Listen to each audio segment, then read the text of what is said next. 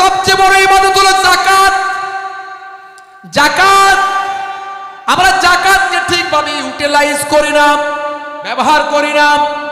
আমরা যাকাত মানে লুঙ্গি দেওয়া, শাড়ি দেওয়া মনে করি। কথা ঠিক না ভুল?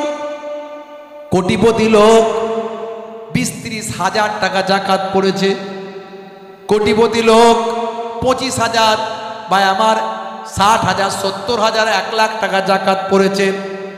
1 কোটি টাকার মালিক হলে বুঝতে পারছেন তার কত টাকা যাকাত পড়বে। শতকরা 2.5 টাকা হিসাবে কত পড়বে? 2.5 লক্ষ নাকি নাকি কত পড়বে? এই হিসাব করেন, অঙ্কের লোক নাই নাকি এখানে? হে তরুণ যুবকেরা, 1 কোটি টাকার মালিক, লক্ষ টাকার উপরে যাকাত। যাকাত হিসাব করে বলে এত টাকা দেওয়া সম্ভব নয়। 100টা শাড়ি নিয়ে আয়, 100টা লুঙ্গি নিয়ে আয়, 10-20 হাজার টাকার মধ্যে কাজ মিটিয়ে দিল। হে তরুণ যুবকেরা, এটা যাকাতের উদ্দেশ্য নয়। যাকাতের উদ্দেশ্য হলো গরিবী হাটাও, দেশ বাঁচাও। এখন সরকার ডাক দিয়েছে গরিবী হাটাও, দেশ বাঁচাও। ভাই আমার, কিন্তু সরকার গরিবী হাটাও, দেশ বাঁচাও এর স্লোগান দিয়েছে। আমাদের রাজ্য সরকার দেখবেন সত্যি গরিবী হাটাও, দেশ বাঁচাওয়ের জন্য বিভিন্ন রকম প্রকল্প নিয়ে আসছে।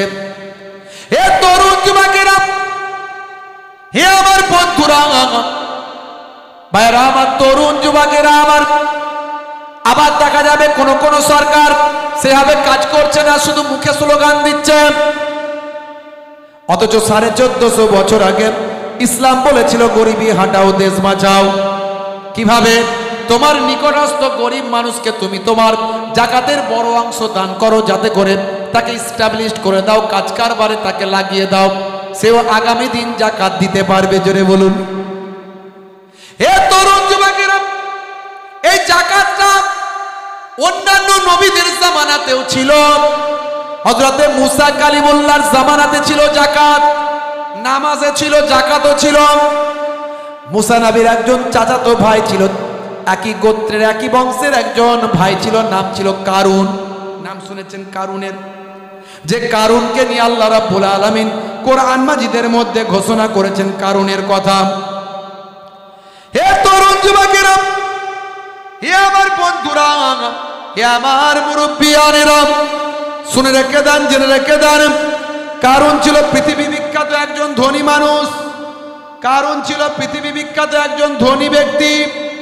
ভাইরা আমার, তরুণ যুবকেরা আমার, মুরব্বিয়ানেরা আমার, শুনে রেখে দেন, কিন্তু ছিল মারাত্মক কৃপণ লোক। তার এত সম্পত্তি ছিল, আমার আল্লাহ কোরআন মাজিদের মধ্যে জানিয়ে দেন। কারণ তার সম্পত্তির, তার সিন্ধুকের চাবিগুলো বহন করার জন্য একদল লোক ভাই আমার সেই সিন্ধুকের চাবিগুলো বহন করে নিয়ে যেত। এতটাই ধনী মানুষ আল্লাহ তাকে বানিয়েছিলেন। হে তরুণ যুবকেরা, কারুন ছিল মারাত্মক একজন কৃপণ। মুসা নবীর সম্পর্কে চাচাতো ভাই, হিরে, পান্না, মতি, জহর যা কিছু আছে, সমুদ্রের তলায় যা পাওয়া যায়, প্রবাল টোবাল থেকে শুরু করে এইরকম সম্পদ তার ছিল। আর সোনা রূপা থেকে শুরু করে এমন কোনো সম্পদ ছিল না যে তার ছিল না। ভাইরা আমার, তার সম্পদের চাবিটা বহন করার জন্য একদল ক্ষমতাশালী লোক তারা কষ্ট পেত। আমার আল্লাহ সূরা কাসাসের মধ্যে সুন্দর করে উল্লেখ করেছেন।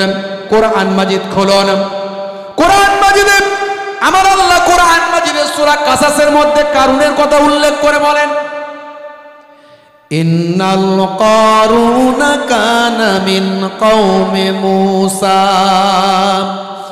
ফাবাগা আলাইহিম ওয়া আতাইনাহু মিনাল কুনুজি মা ইন্না মাফাতিহাহু লাতানু বিল উসবাতি উলিল কুওয়াতি ইয ক্বালা লাহু কওমুহু লা তাফরা ইন্নাল্লাহা লা ইউহিব্বুল ফারিহিন। হে তরুণ যুবকেরা, আমার আল্লাহ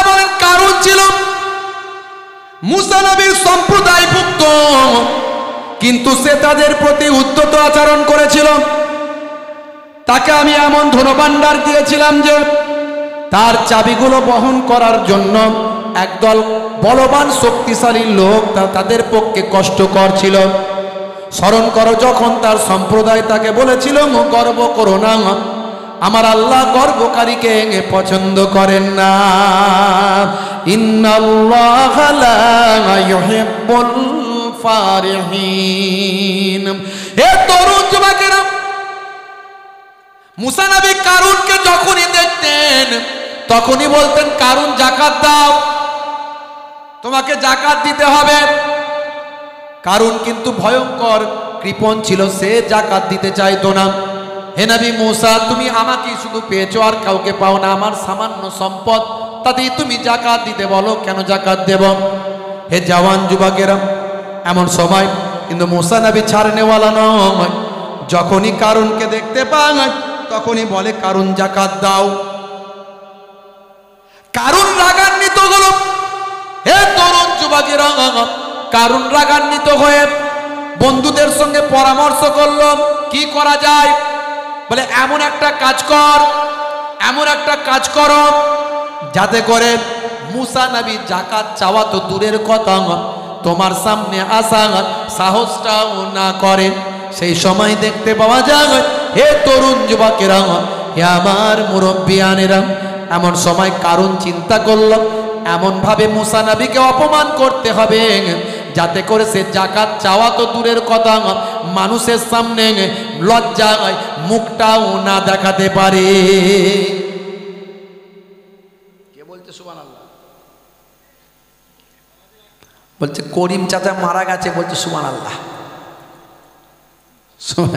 আসলে রাত অনেক হয়েছে, বুঝতে পারছি, তাই তো ঘুম পাচ্ছে মনে হচ্ছে।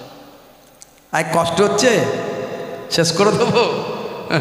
সুবহানাল্লাহ সিগন্যাল দিচ্ছে হুজুর, এইরকম সুবহানাল্লাহ চলবে।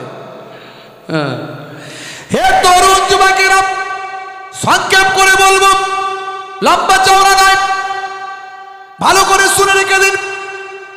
এমন সময় দেখতে পাওয়া যায় কারুন চিন্তা করলো এমন শিক্ষা দেব মুসা নবীকে যাতে আর মুখ দেখাতে না পারে, যাকাত চাওয়া তো দূরের কথা। সেই জামানার সবচেয়ে বড় একজন বেশ্যা ছিল, যাকে পতিতা নারী ভালো ভাষায় বলা হয়, শুদ্ধ ভাষায় বলে পতিতা নারী। এখনো আছে না নাই? আছে। মানুষ চেনা যায় না।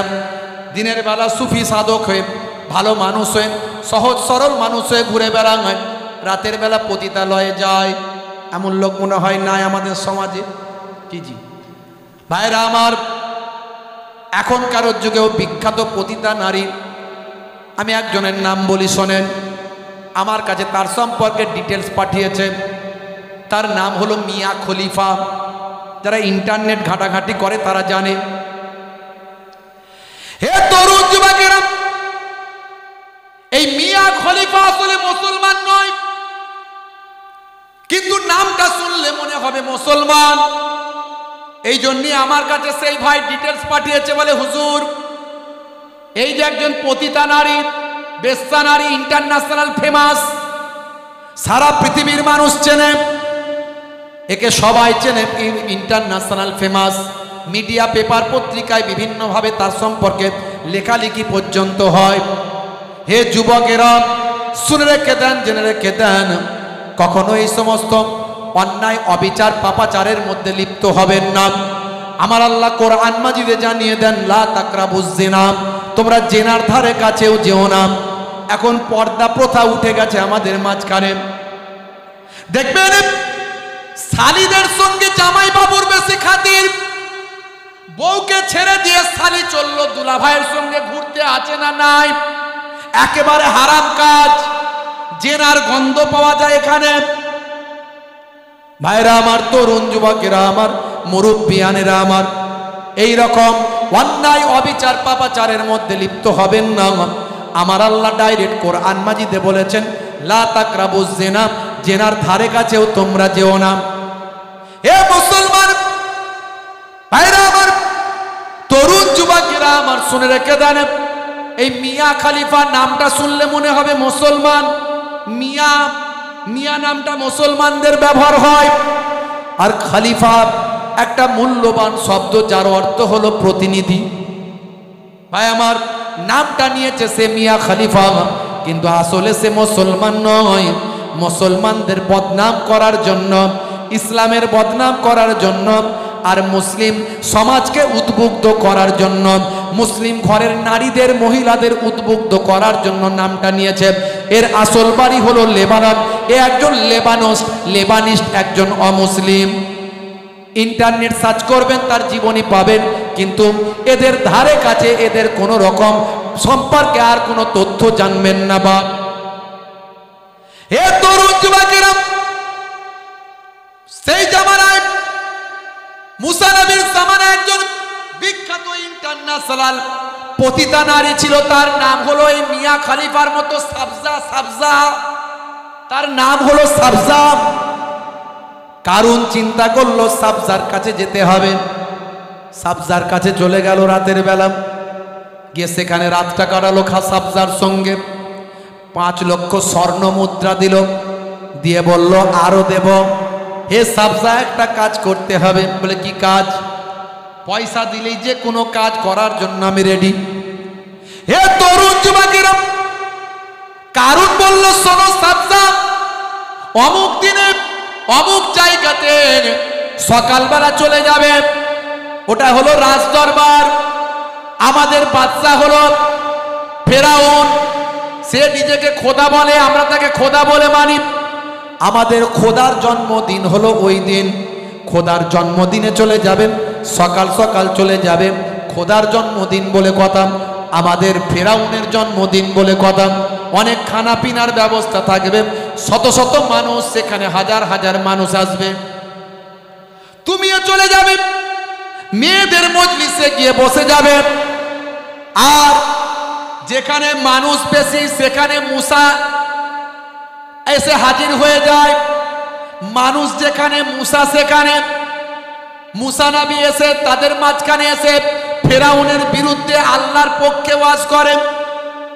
আল্লাহর নবীরা কত কষ্ট করেছেন, সাহাবায়ে কেরামেরা কত কষ্ট করেছেন, আল্লাহর মাহবুব বান্দা ওলিরা কত কষ্ট করেছেন, খাজা গরিব নামাজ কত কষ্ট করেছেন, নিজামুদ্দিন আউলিয়া কত কষ্ট করেছেন, খাজা বাকিবুল্লাহ কত কষ্ট করেছেন, পীর মুজাদ্দিদুজ্জামান আবু বকর সিদ্দিক রাহমাতুল্লাহ আলাইহি কত কষ্ট করেছেন, বসিরার আল্লামা হুজুর কত কষ্ট করেছেন, 5 হুজুর কেবলা কত কষ্ট করেছেন, আমার পিন্নাগরি হুজুর কত কষ্ট করেছেন।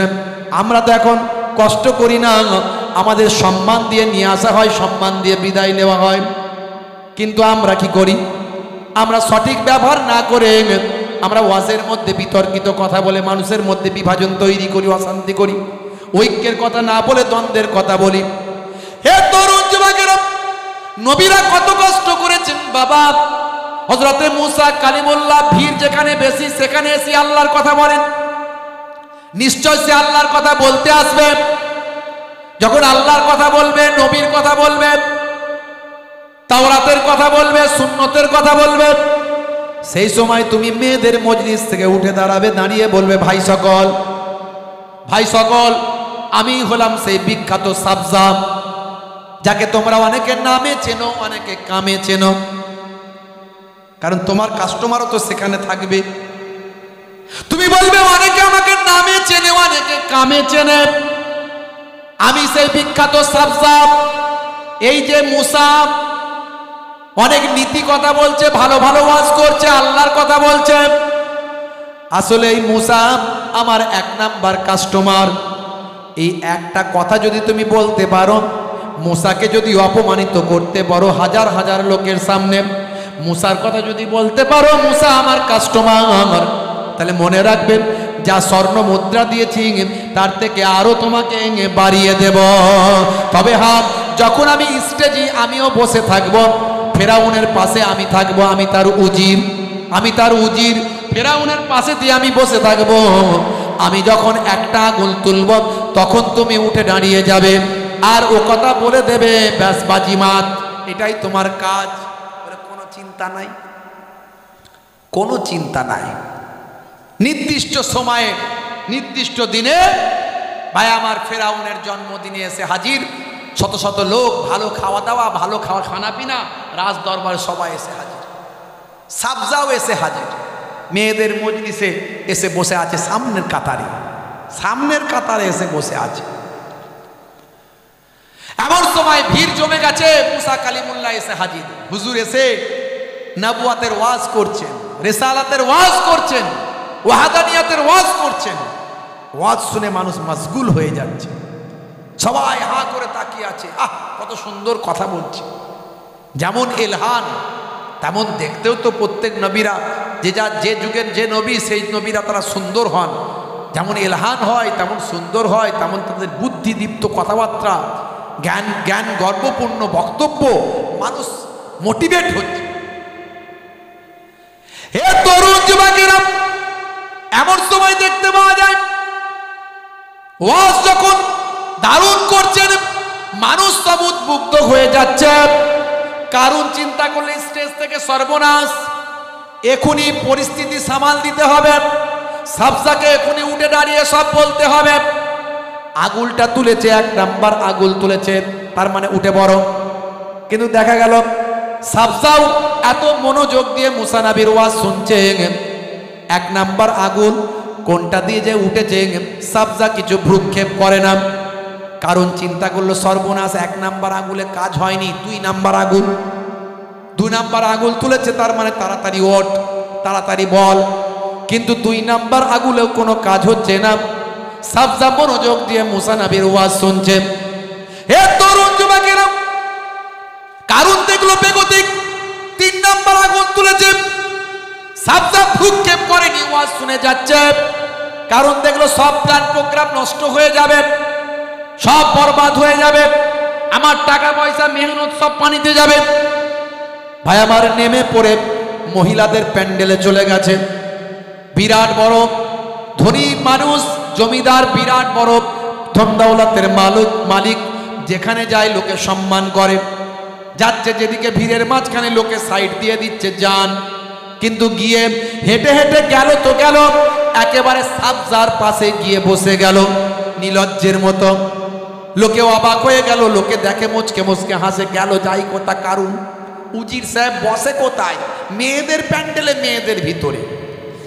এমন সময় বসেছে তো বসেছে, ভাই আমার এবার কুত্তা মারছে, ওঠ ওঠ, বল তাড়াতাড়ি বল। কতক্ষণ আর কুত্তা সহ্য করবে? সাবজা সিজ ফিমেল, কুত্তার কতক্ষণ সহ্য করবে? শেষে উঠল, উঠে দাঁড়িয়ে বলছে, ভাই সকল, এই যে মুসা নবীকে দেখছো, এই যে মুসা নবী ভালো ভালো কথা বলছে, এই যে মুসা নবী নীতি নীতি কথা বলছে, সুন্দর সুন্দর কথা বলছে, আমি মুসা নবীর ভক্ত হয়ে গেছি। আর এই যে আমার পেছনে কারুনকে দেখছো, এই কারুন হলো আমার 1 নাম্বার কাস্টমার।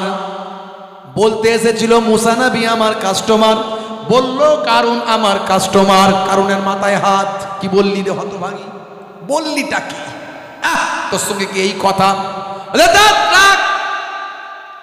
আমি জীবনে কোনোদিন মুসা নবীকে চোখে দেখিনি, মুসা নবীর ওয়াজও শুনিনি। আজ আমি চোখে দেখলাম, ওয়াজ শুনলাম, আমি সাবজা ফিদা হয়ে গেলাম, পাগল হয়ে গেলাম। আমি ওয়াজ শুনে মাশগুল হলাম। এতদিন পর্যন্ত আমি পাপের দুনিয়ায় আছি, আজ থেকে আমার মনে হয়েছে এই পাপ, আমি অন্যায় কাজ কেন করছি। মুসা নবীর কথা শুনে আমার হৃদয়টা বিগলিত হয়েছে। আসলে কি সুন্দর কথা বলছেন, আল্লাহর কথা বলছেন, নবীর কথা বলছেন, আল্লাহর ওয়াহাদানিয়াতের কথা বলছেন। আমি মুগ্ধ হলাম। জীবনে কোনোদিন মুসা নবীকে দেখি না, মুসা নবীর কথা শুনি না। আজকে আমি শুনলাম, মুগ্ধ হলাম। আজকে আমি মুসা নবীর কথা শুনে মুগ্ধ হয়ে এ কথা বলতে চাই। এই যে কারুন, এ আমাকে ডেকে নিয়ে এসেছে, এ হলো আমার 1 নাম্বার কাস্টমার। গতকালকেও আমার সঙ্গে রাত্রে থেকেছে, আমাকে 5 লক্ষ স্বর্ণ মুদ্রা দিয়েছে। এই নে তোর মুখে ছুঁড়ে মারলাম বলে মুখে ছুঁড়ে মেরে দিয়েছে। শুনে রেখে দেখ কারণ, এ পয়সায় আমার কোনো কাজে লাগবে না। আজ আমি সঠিক দিশা পেয়েছি, আজ আমি হিদায়েতের আলো পেয়েছি। মুসা নবী যা বলেছেন সত্য বলেছেন বলে বিশ্বাস করেছি। ও নবী মুসা, আজ আমি তোমার কাছেই কালেমা পড়ে তোমার শিষ্য হতে চাই, আল্লাহকে এক বলে বিশ্বাস করতে চাই। পড়িয়ে দাও মহাবাণী মহাকালেমা, কালেমা শরীফ পড়ে মুসা নবীর কাছে সাবজা ইমানদার হয়ে যায়। মুসা নবী রাগান্বিত, আর কারুনের মাথা খারাপ, সব প্ল্যান প্রোগ্রাম গেল। মুসা নবী রাগী মানুষ, বুঝতে পারছেন। অন্যায়ের বিরুদ্ধে একজন অপরাধীকে কথা বলছেন, শোনে না, তো এক চর মেরেছেন, সে মারা গেছিল, একজন কিপ্তিকে, বুঝতে পারছেন। হে তরুণ যুবকেরা, হে আমার বন্ধুরা, শুনে রেখে দিন বাবা, জেনে রেখে দেন।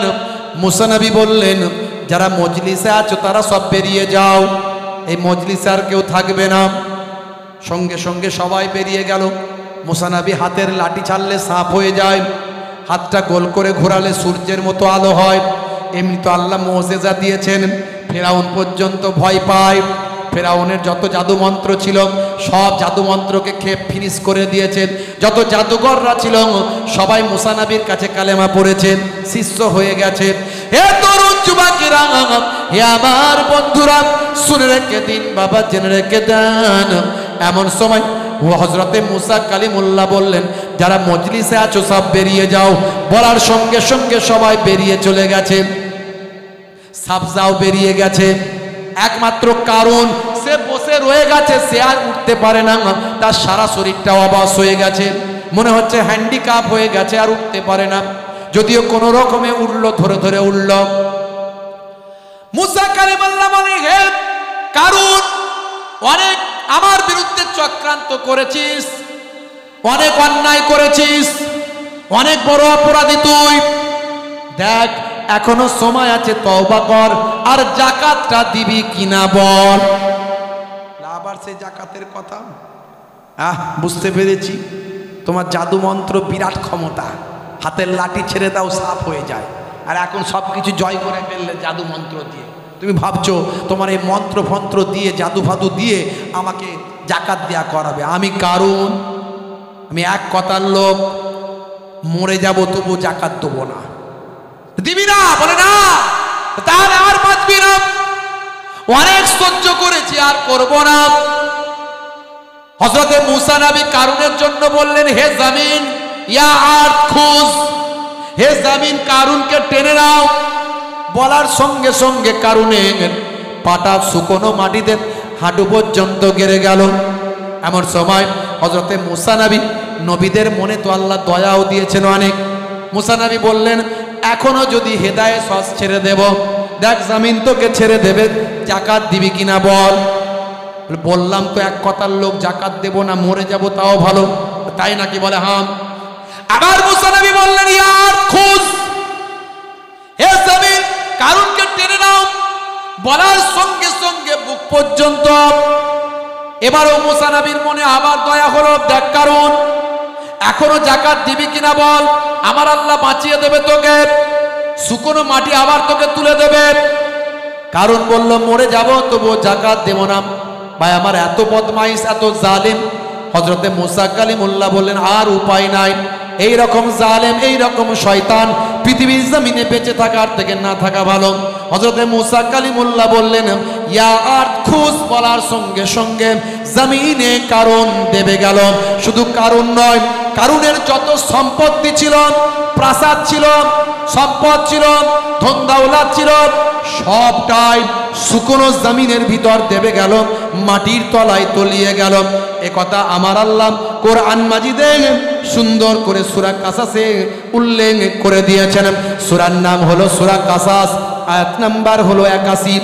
এই 81 নাম্বার আয়াতে আমার আল্লাহ বলছেন, ফাখাসাফনা বিহি ওয়া বিদারিহি وبداره الأرض فما كان له من فئة ينصرونه من دون الله وما كان من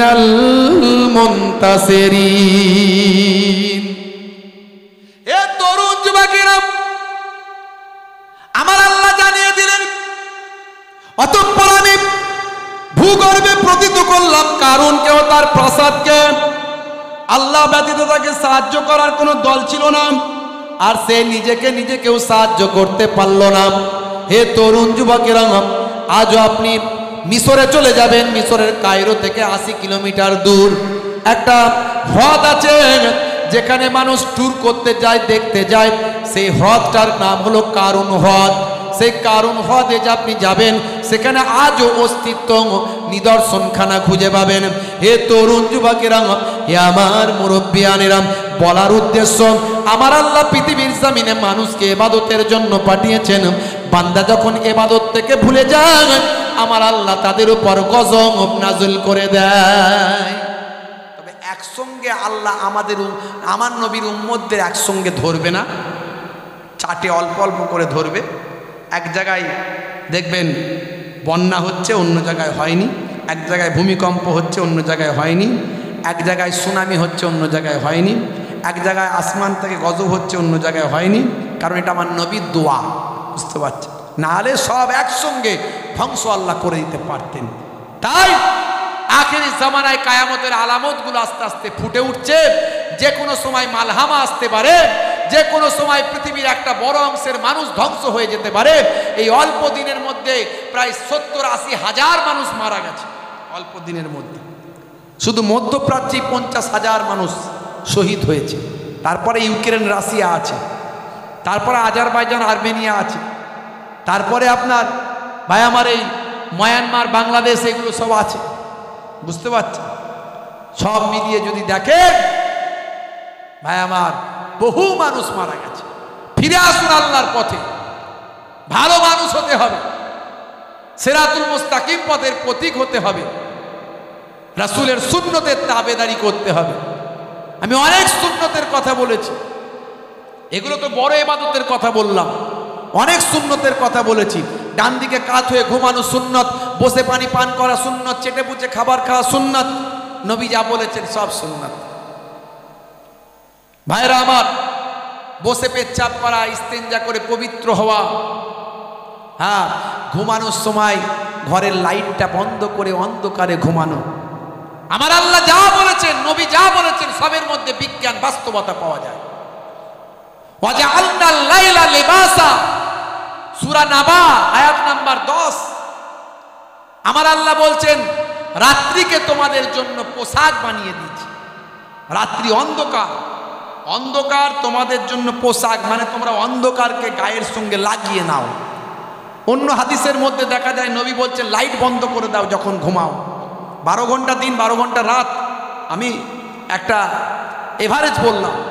ভাইরা আমার, স্বাস্থ্য বিশেষজ্ঞরা বলছে, যখন আপনি ঘুমিয়ে যান অন্ধকার করে, আলো জ্বললে হবে না।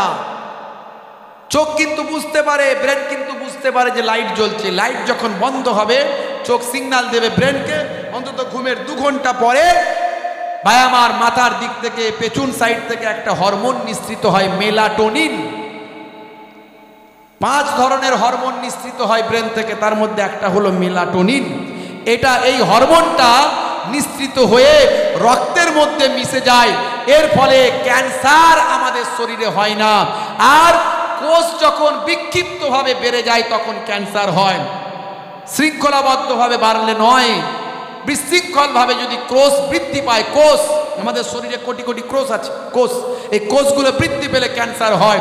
আর এই ক্যান্সারকে যাতে নষ্ট করে, ক্যান্সার যাতে না হয়, এই মেলাটোনিন হরমোনটা রক্তের সঙ্গে মিশে গিয়ে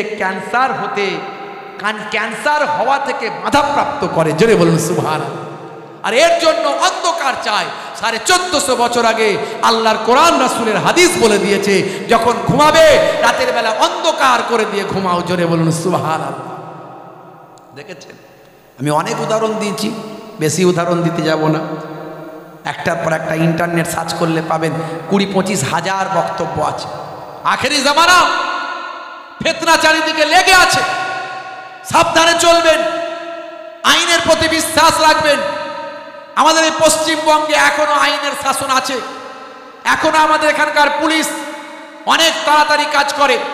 এই কদিন আগে বেলডাঙ্গায় যে ঘটনা ঘটেছে আপনারা জানেন, ভাইরা আমার, পুরো তথ্যটা আমি জানতে পারলাম ইন্টারনেটের মাধ্যমে। যারা পুরোপুরি গিয়ে খোঁজ খবর নিয়েছেন, সব মানুষ খারাপ নয়। ভাইরা আমার, এই ঘটনাটা চক্রান্ত করে ঘটানো হয়েছে। যে পুজো মণ্ডপের লাইটিং গেট করা হয়েছিল, তারা কিন্তু কোনো খারাপ কাজ করেননি, এ কথা তারা লেখেননি। মানে পুরো তথ্য বেরিয়ে এসছে ওখান থেকে। যিনি লাইটিং করেছিলেন তিনি একজন মুসলমান।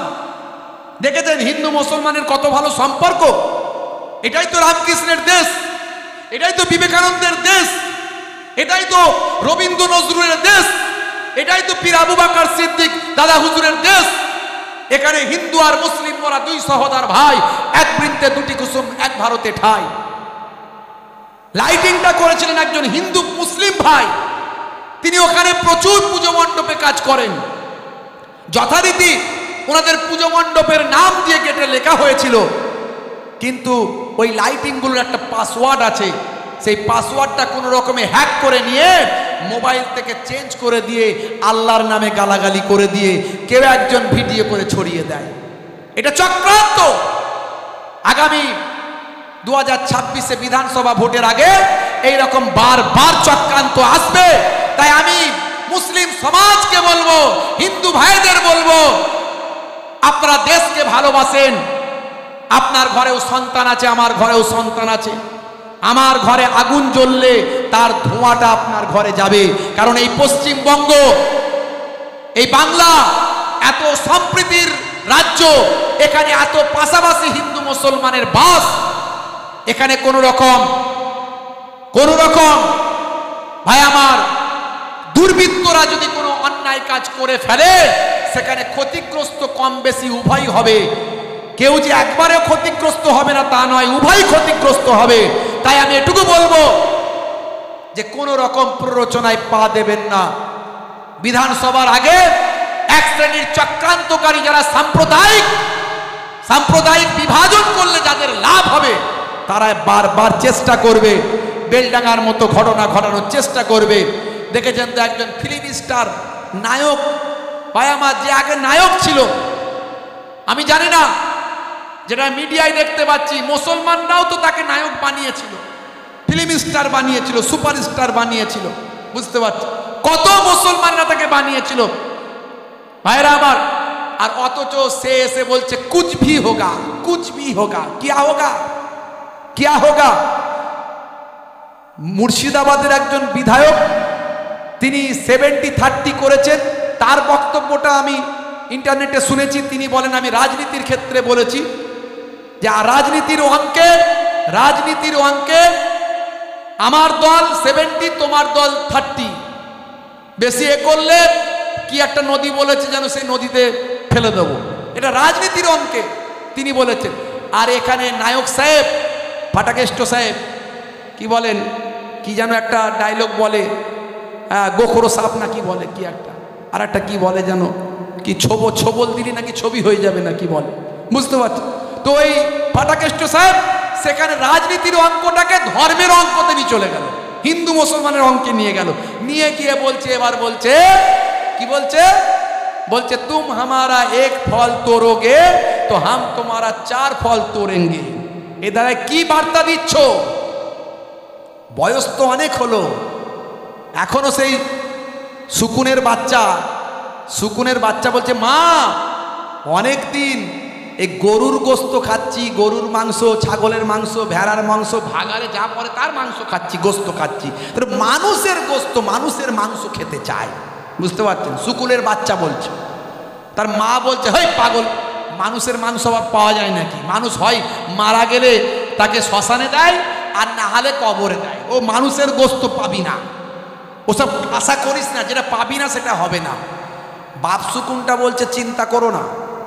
বলছে কি করবে? বলে এমন ব্যবস্থা করবো, আমার ছেলের স্বপ্ন পূরণ করব। ছেলের জন্য, দেখেছেন, সব ছেলের জন্যে। আমার ছেলে বাঁচবে, আমি বাঁচবো। হ্যাঁ, ছেলের জন্য। বাইরে আমার দেখবেন এই যে ফাটাকেষ্ট সাহেবের ছেলেও নাকি কি সব ঝামেলায় জড়িয়েছিল, মানে এখনো আছেন নাকি জানি না। তো এইসব ব্যাপার, অনেক কিছু ব্যাপার আছে ভাই সব ভিতরে। সাধারণ মানুষ আমার আপনার ঘরের মাথায় ঢুকবে না। আমার আপনার নিজের ঘরের ছেলেরা মারপিট করবে, ওদের ছেলেরা বিদেশে গিয়ে পড়াশোনা করবে, ওরা বড় বড় হায়ার জায়গায় পৌঁছাবে। ভাইরা আমার, তো বাপ সুকুনটা বলছে চিন্তা করো না, আমি বুদ্ধি এঁটেছি। কি বুদ্ধি? হ্যাঁ, বলছে একটুখানি শূকরের গোস্ত নিয়ে গিয়ে এই মসজিদে ফেলে দেবো, আর একটুখানি গরুর গোস্ত নিয়ে গিয়ে মন্দিরে ফেলে দেবো। তাই করে দিল। দেওয়ার পরই সকালবেলা ব্যাস শুরু হয়ে গেল। বাপ সুকুন গাছে বসে বসে হাসছে, দেখেছি যায় শুরু হয়েছে, আমার ছেলে এবার মানুষের গোস্ত খাবে। তো এই চাইছে কিছু মানুষ। আমাদের মাথায় রাখতে হবে, হিন্দু সম্প্রদায়ের ভাইদের সঙ্গে আমাদের কত ভালো সম্পর্ক। হিন্দু আর মুসলিম উভয় আমরা একসঙ্গে ছোট থেকে মানুষ হয়েছি, কিন্তু কিছু মানুষ নিজেদের চেয়ারের জন্য এগুলো করছে, সেগুলো থেকে আমাদের সাবধান হতে হবে।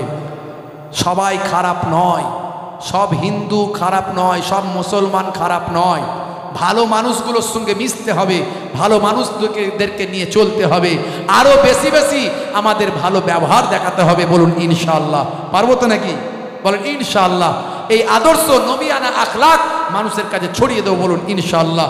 ভাইরা আমার, 5 ওয়াক্ত নামাজ ছাড়বেন না, জাকাতটা সহিভাবে দেওয়ার চেষ্টা করুন, আর তার সঙ্গে সঙ্গে নবীর সুন্নতগুলোকে মেনে চলুন। সন্ধ্যা থেকে যে ওয়াজ হয়েছিল তার জিস্ট, তার মূলটা আমি আলোচনা করে দিলাম।